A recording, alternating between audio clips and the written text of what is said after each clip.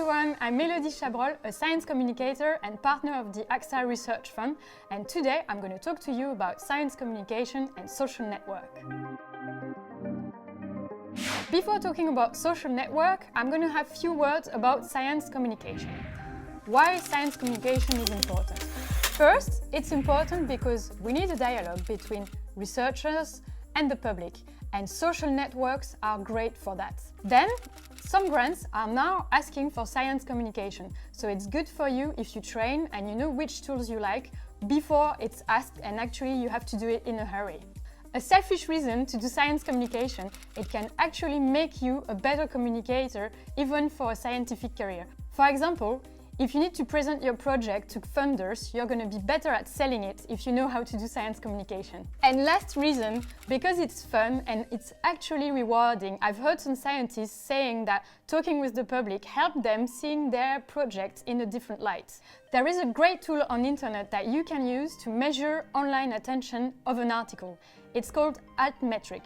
This website allows you, when you enter a DOI, so the URL of an article, to see how it's been shared online. Before, you could only know about citations that had been done on your paper in other scientific papers, but now thanks to Altmetric you can measure everything. For example, media, Wikipedia pages, social networks like LinkedIn, Twitter, etc., etc.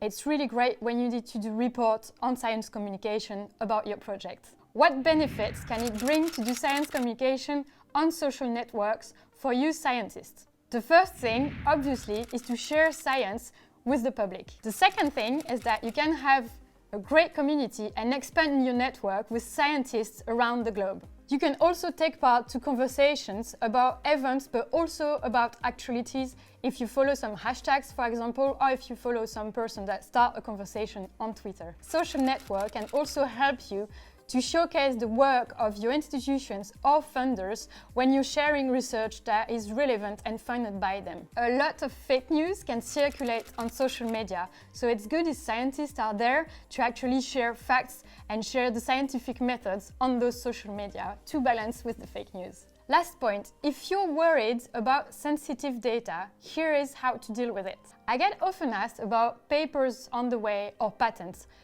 Usually when you do science communication, you don't give too many details, but it's good to check with your boss or with the patent attorney, for example, what is confidential and what is not, to be sure you're not sharing confidential information with the world. Sometimes when you're on social media and you just had an experiment that worked, you're so excited that you want to share it with everyone. This is great, but just make sure that by sharing it on social media, you also explain the scientific methods and the fact that if it's the first time you do your experiment, there are some doubts about it and you need to verify it. If you work on a sensitive subject, be sure you explain it well and you explain the context as well.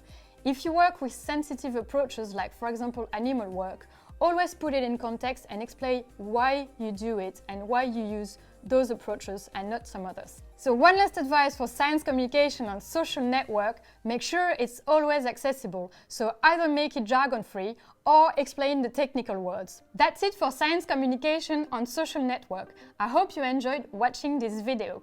Don't forget to check the other ones on LinkedIn and Twitter to be sure you use those networks like a pro.